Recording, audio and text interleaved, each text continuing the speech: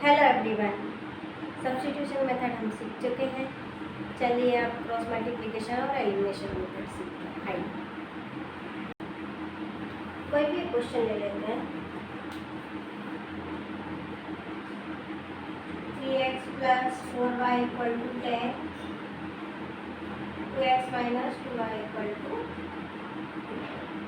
ये हो गई इक्वेशन फर्स्ट और ये हो गई इक्वेशन सेकंड। अब एलिमिनेशन मेथड में क्या करना है, कोई भी एक चीज़ अपन को एलिमिनेट करना है, या तो x की या तो y की।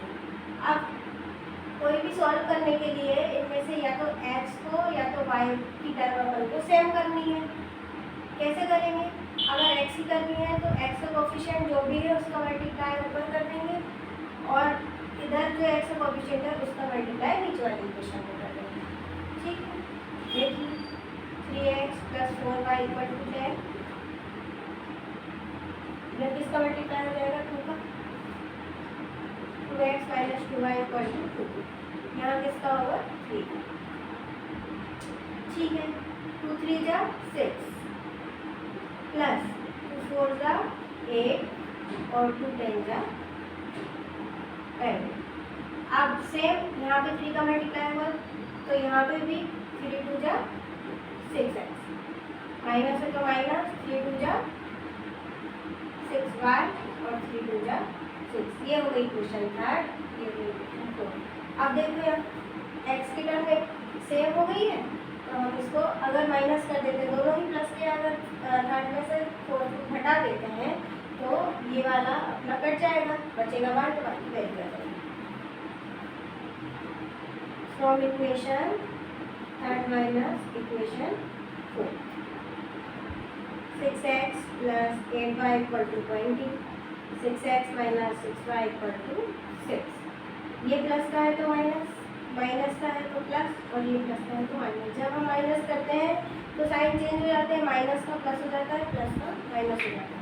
ये प्लस माइनस ये कैंसिल, ये भी प्लस का, अब ये भी प्लस का है। अब इसका साइन ये नहीं है, अब जब माइनस कर दिया है इसको तो इसका साइन प्लस हो गया है, तो इसका साइन ये मत देखना। अब ये तो प्लस का 6y और प्लस का 8y कितना हो गया? 14y = 20 में से 6 गए तो 14। अब 14 क्या है, इसके इंटू में है तो कहाँ चला जाएगा? डिवाइड। 14 में 14 = 1। ये आ गई y की वैल्यू। अब ये चाहो तो आप फर्स्ट सेकंड थर्ड फोर्थ किसी में से भी पुट करके वैल्यू निकाल सकते हो x की। इनमें करोगे तो ज़्यादा अच्छा है क्योंकि ये तो बड़ी इक्वेशन हो चुकी है। आंसर उससे क्या जाएगा, जो छोटी है उसमें करोगे तो ज़्यादा अच्छा, जल्दी सॉल्व हो जाएगा। तो putting the value of y in equation first में कर देते हैं तो फर्स्ट इक्वेशन पहले उतार लेते हैं। ठीक है, 3x + y की वैल्यू 1 रखेंगे, ये 4 एज इट इज = 10। 3x 4 1 जा 4 = 10। अब ये इससे तो प्लस हो नहीं सकता क्योंकि ये x वाली टर्म है और ये विदाउट x वाली टर्म, तो 3x इसके साथ ये प्लस माइनस हो सकता है। अब ये इक्वल की साइड प्लस का उधर जाके माइनस, 10 में से 4 गए तो 6, x = ये मल्टीप्लाई में है तो जाएगा डिवाइड में, 3 1 3 3 2 जा 6, x = हो गया 2। तो लिख देंगे देयरफॉर x = 2 और y = 1 आंसर। अब इसको आप चेक भी कर सकते हो आपका आंसर सही आया है कि नहीं, वो मैं आपको बता सकती हूँ। इसको अगर आप नोट करना चाहो तो नोट कर लीजिए। अब मैं आपको चेक करना बता देती हूँ।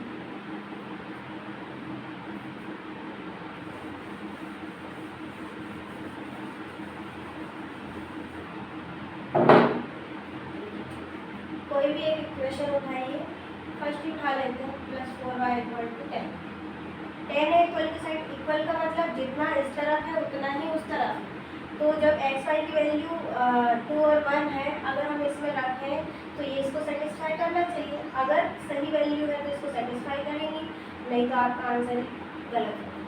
3x की वैल्यू कितनी है? 2। देते हैं इसकी जगह पे, और y की वैल्यू ये 4, y की वैल्यू 1। ठीक है, इसको सॉल्व करो। 3 2 जा 6, 4 1 जा 4 इक्वल टू 10। 6 और 4 10, ये होगी सेकंड में। अगर आप सेकंड में रखना चाहो तो सेकंड में भी रख सकते हो। 2, x की वैल्यू 2 है, माइनस 3 2, y की वैल्यू 1 इक्वल टू 2। 2 2 जा 4, माइनस 2 1 जा 2 इक्वल टू 2। 4 माइनस 2 2, ये भी सेटिस्फाई है। ठीक है, अगर आपका इक्वल नहीं आता, या तो आपने सॉल्व करने में गलत किया है तो आपका आंसर गलत है, या आप चेकिंग करने में गलत है। ठीक है, तो ध्यान से कीजिए। अब हम देख लेते हैं क्रॉस मल्टीप्लिकेशन मेथड। तो चाहे आप किसी भी मेथड से सॉल्व करो, आंसर सेम ही आता है। सब्स्टिट्यूशन, एलिमिनेशन या क्रॉस मल्टीप्लिकेशन किसी से भी आप सॉल्व करोगे तो वही सेम आंसर आता है। तो यही क्वेश्चन को अपन क्रॉस मल्टीप्लिकेशन से देख लेते हैं, तो आपको ज़्यादा क्लियर हो जाएगा कि सेम आता है कि नहीं।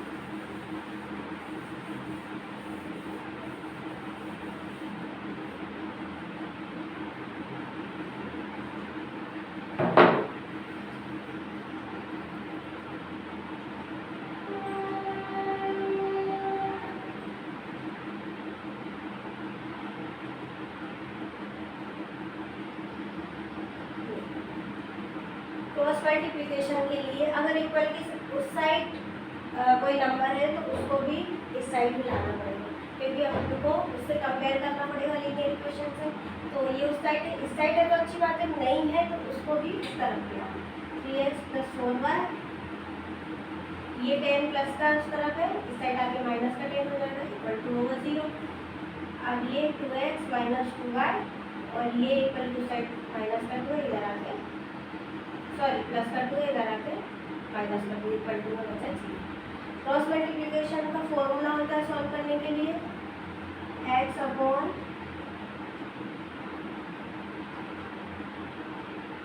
b1 c2 minus b2 c1 equal to y upon c1 a2 minus c2 a1 equal to z, sorry 1 upon a1 b2 minus a2 b2। तो पहले कंपेयर करना पड़ेगा a1 b1 c1 की वैल्यू निकालने के लिए। हाँ, इसको याद करने में दिक्कत हो रही है तो आप b से शुरू करो, bc minus bc, ca minus ca, ab minus ab, और 1 2 2 1 1 2 2 1 1 2 2 1, 12 21 12 21 12 21 ऐसे लिख सकते हो, तो याद करने में दिक्कत नहीं होगी। तो पहले इनको कंपेयर कर लेते हैं। इसको थर्ड नाम, इसको फोर्थ भी दे सकते हैं।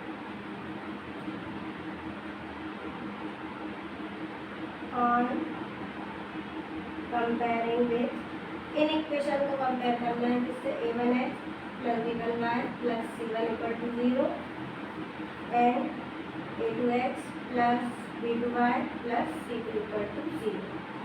ठीक है, अब यहाँ से a1 की वैल्यू क्या है 3, b1 की 4 और c1 की -10। यहाँ से a2 की वैल्यू 2, b2 की वैल्यू -2 और c2 की वैल्यू b -2। ठीक है, इस फॉर्मूले में रख देते हैं।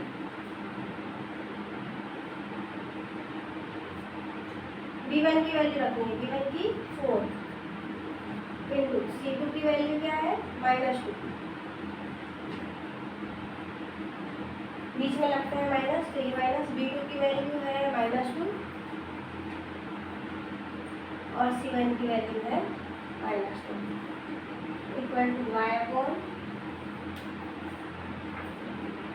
c1 a2, c1 की वैल्यू -10, a2 की वैल्यू 2 माइनस c2 की वैल्यू है -2 और a1 की 3।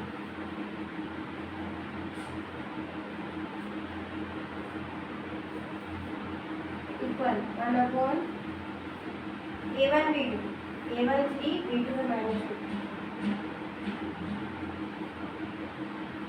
माइनस a2 b1, a2 2 है और b1 4। 4 2 जा 8 plus minus minus minus minus plus minus minus plus और ये वाला माइनस ये है 2 10 जा 20 इक्वल टू y अपॉन 10 2 जा 20 माइनस का माइनस माइनस प्लस 2 3 जा 6 3 2 जा माइनस 6 माइनस 2 4 जा 8 x अपॉन कितना बचा यहाँ से माइनस का 28 यहाँ से माइनस का 14 और यहाँ से भी माइनस का 14। एक बार इसके इक्वल टू ये लेंगे, एक बार इसके इक्वल टू ये लेंगे। x की वैल्यू के लिए 1 अपॉन माइनस 14। अब ये डिवाइड में है तो इधर ऊपर 1 के इंटू में चल जाएगा। 28 1 28 माइनस 28 अपॉन माइनस 14 माइनस से minus cancel 14 1 14 14 2 28 x equal to 2। Same अब y के लिए लेंगे minus 14 equal to 1 upon minus 14। Same ये चीज़ माइनस का 14 डिवाइड में है 1 के इंटू में जाएगा 14 में 14 और ये माइनस माइनस से माइनस कैंसिल 14 में 14 y equal to 1। Same answer आया y इक्वल टू 1 और x equal to 2। Cross multiply करके भी इसकी वैल्यू निकाल सकते हैं। ये इधर आ जाएगा, ये इधर आ जाएगा, फिर वापस डिवाइड में भेजना पड़ेगा, इसलिए डायरेक्ट इसको भी भेज सकते हैं। अगर ये डिवाइड में है तो इसके इंटू में जा सकता है। तो ये सेम आंसर आया है। ऐसे ही आप बाकी के क्वेश्चन भी सॉल्व कर सकते हैं।